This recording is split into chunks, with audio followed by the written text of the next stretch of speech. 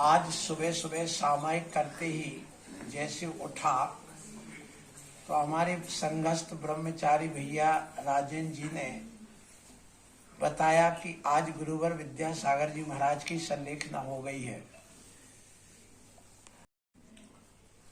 उसको सुनकर के दुख तो होता है सभी को, थोड़ा नहीं बहुत होता है, क्योंकि जो चीज एक बार खोज दी जाती है वो पुनः इस संसार में लौट के नहीं आती है। एक विद्या युग पूरा बीत गया है जो 21वीं सदी में अस्त हुआ है और 20वीं सदी में जिसका उदय हुआ था।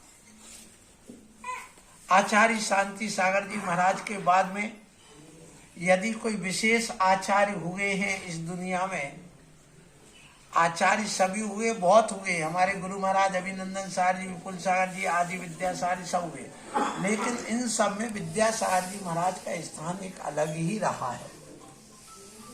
उन्होंने अपने कल्याण के लिए तो तत्पर रहकर कार्य किया है, लेकिन समाज के लिए भी उन्होंने काम किया है, देश के लिए भी उन्होंने काम किया है, जन जन के लिए काम किया है।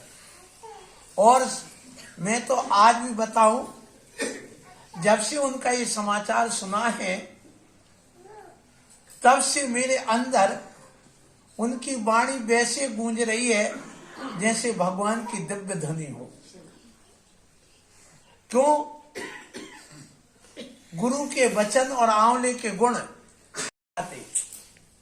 जब आंवला खाओ तो कसायला लगता है, लेकिन उसके ऊपर पानी पी लो तो मीठा हो जाता है वो। इसी प्रकार गुरु जब कुछ कहते तब तो बुरा लगता है, लेकिन बाद में वही अमृत का काम करता। सो मैं आप लोगों से यही कहूंगा कि वो वचन जो गुरु ने दिए हैं, उन वचनों को यदि शिष्य उतारता है तो वह तरता है।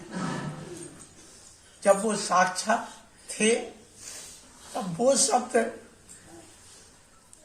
अलग थे, और आज जब स्मरण करता हूं तो वो शब्द अलग महसूस होते हैं। उनकी वाणी, उनके शब्द एक अलग ही रहे हैं। उनकी सोच को कोई पा नहीं पाया, उनकी साधना को कोई प्राप्त नहीं कर पाया और न कर सकेगा आज के युग में। तो जिस संत ने 50 वर्ष तक नमक ना खाया हो, मीठा ना खाया हो, जिसने फल सब्जी ना खाई हो, वह कैसे रहा होगा? आप लोग विचार करिए थोड़ा। अंत तक डॉक्टर से कह दिया उन्होंने, नहीं, आप बस इतना भर छू सकते हो, उसके अंदर की बात यहां पर नहीं होगी। अब विचार करिए, जिनके पेट में इतनी तकलीफ है, रात भर सो नहीं पाते, ये मुझे डॉक्टर मिस्त्रेश ने बताया, और जिनके शरीर में इतनी वेदना होने पर पूरे शरीर में वेदना हो गई, पीलिया हो गया, और जिनको लीवर बिल्कुल भ्रष्ट हो गया, यूं मान करके चलो, तो भी 3 दिन पहले से उपवास करके बैठ गए, पद छोड़ दिया, और पद छोड़ने के बाद में संघ को आगे करके पीछे विहार करके 5 किलोमीटर आगे पुनः आ गए कि अब मैं सबसे मुक्त हो गया हूं, अब मेरा कोई से संबंध नहीं। पना उनका अपने आप में विशेष लगता है। ध्यान रखो, संत चले जाते हैं, ये निश्चित बात है, और देह छूट जाती है, लेकिन उनकी देशना अमर रहती है। इसलिए साधु संलेखना के बाद भी अमर रहता है। आज हम कुंद स्वामी को जानते हैं, उमा स्वामी को जानते हैं, क्यों?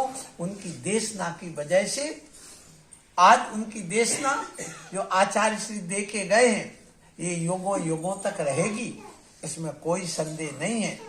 इसलिए मैं आप लोगों से कहूंगी, इसलिए महान है, इसलिए महान रहे कि जिन प्रधानमंत्री के लिए लोग बुलाने के लिए कितना सोर्स लगाते, कितना क्या क्या नहीं करते, ऐसे प्रधानमंत्री बिना बुलाए गुप्त रूप से अपनी गुप्त वार्ता करने के लिए आचार्य विद्यासागर जी के यहाँ जाते हैं, तो कितने महान है ये अपन को सोचना है, कितने महानता रही उनकी। बस यही मैं कहूंगा आज इस समय कि भगवान आपकी जो दिव्य ध्वनि है हमारे लिए भगवान है, आपके वचन दिव्य ध्वनि है, मेरे जीवन में आए। और अंत में आज मैं यही कहूंगा, हे गुरुवर, कि जैसी आपके वो वचन मेरे अंदर दिव्य ध्वनि के रूप में गूंज रहे हैं, आने वाले समय में भगवान आप तीर्थंकर बनना, हम सब लोग सभाओं में बैठ करके और आपकी दिव्य ध्वनि सुने, बस यही हमारी भावना है।